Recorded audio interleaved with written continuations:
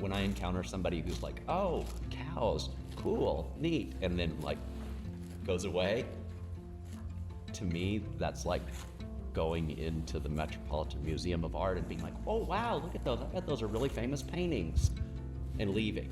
Like, what? How can you not be really moved by this? I'm Brendan Wiley. The farm is called Grace Wiley Farm, which Grace is my wife's last name, so that's why it's that. The farm operates as an organic certified grazing and haymaking operation. We graze boarded dairy heifers, organic dairy heifers in the grazing season, and make hay on some on the farmland, but mostly on leased land. And we sell that organic hay mostly to small organic dairy farmers in the area. And I have a small beef herd as well that I direct market to customers. I just like to be around animals, and it's hard to, other than pets and livestock, it's very hard to be around animals in a mundane, daily way, which is what I enjoy.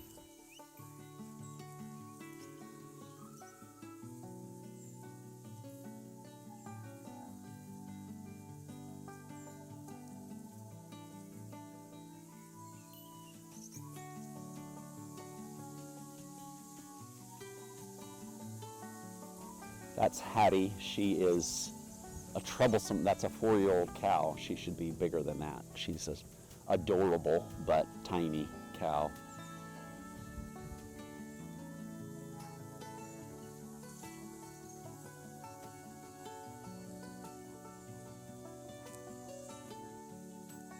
These cows are pretty easygoing about not worrying about their calves.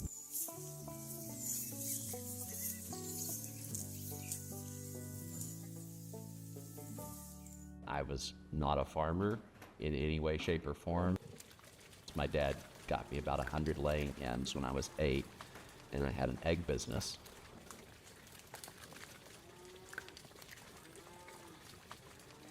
But we lived out in the country and had animals, and I had a lot of family that farmed.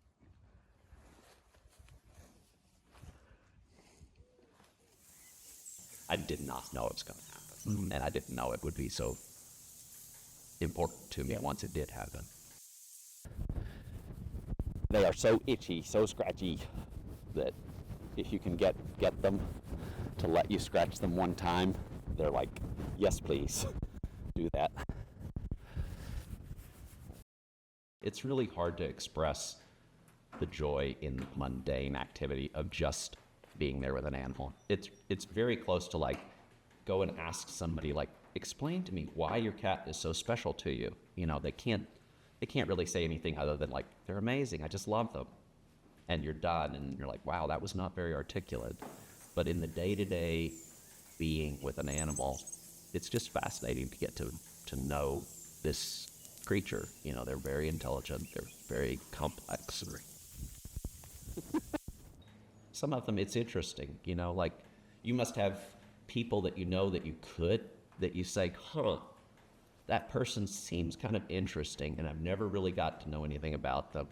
And for some random reason, I'm close to this person and know all of these fascinating things about them, and they exist as a part of the story of my life. And yet this other person who probably fully qualifies somehow didn't quite get on my radar, and I really don't know anything. And that's, amusingly, that happens with the animals that, like, I'll have 25 animals and I will have strong personalities for 8 of them, and then you'll notice like, yeah, I haven't really taken note of you at all. I think there are some health benefits and some environmental benefits to how I'm raising beef here versus some other methods, but from an animal quality of life point of view, I think my animals are just average. The farm is organic, so I can't use fly spray. So I know their lives are miserable with flies in a way that they would love it if I came out and dosed them with poison all the time and there was never a fly in sight. It's good for the environment. They don't have that, but it's not great for them. They've been bred for so many thousands of years that this is clearly their natural state. The life is actually quite good for the cattle because they're being fed, and that defines the bulk of it. And, you know, people look at it and say, oh, but look, it's scenic. You know, of course, they don't really care. Overwhelmingly, if they're being fed, have grazing, you know, they're happy.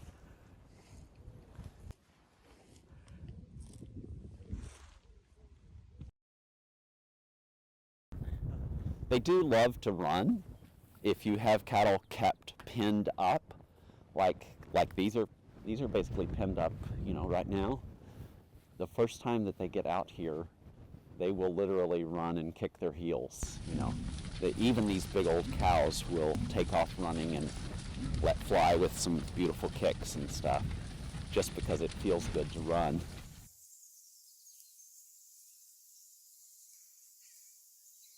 But somehow I'm okay really having a lot of feeling for them, I feel, and yet saying, I'm going to kill this animal Tuesday.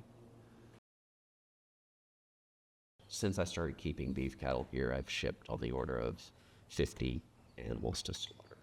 And normally you go to a small slaughterhouse, we give them instructions on how to cut the meat, and you drive away. And, you know, I know a little bit about the process beyond that. Almost all of these places, I'm sure, kill with a bolt. So the animal puts its head in a gate, and, you know, there's been a lot learned about how you can improve the quality of the meat by improving the quality of the animal's life, especially in its last couple of days. Like if you can get the stress hormones out of the animal. So the absolutely ideal slaughter would be that every day the cattle come in here and they stick their head in this thing to eat. And every other day I throw a switch and it clamps them in. The first 2 or 3 times I do that, they're like stressed because they figure out I can't get away. But you go around and you make pets of them. Or you just let them have a, oh, it's okay experience. And you just keep on doing that. And one day they come in and you're waiting with a bolt gun or a gun and shoot them in the head. You know, they have somewhere between 0 and 1/100th of a second of anxiety from what's that loud noise. You know, I can somehow be okay with that and at the same time have very powerful feelings about some of them. Those have sometimes been complicated. And what is that complication? It's just like, I don't know. You ever had a family member die?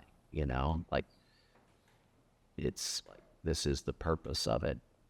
You know, like, that's the purpose of death, is to complete the process in a way. You know, like, you can't have life without death. And I find the idea of immortality really ghastly, personally. Harder than death is seeing suffering, sickness, suffering. Everybody knows, you know, seeing joy and living turn into difficulty breathing. That's hard. That's very hard to see. We had a truly horrific disease outbreak here with this large boarded cow-calf herd over the past year. And so there were very difficult times dealing with that. So the immortality that is beautiful and ordinary to me is the living reproductive process of, like, there are babies. We're going to live forever. That's the immortality that feels good, is like, there's a calf. There's a baby.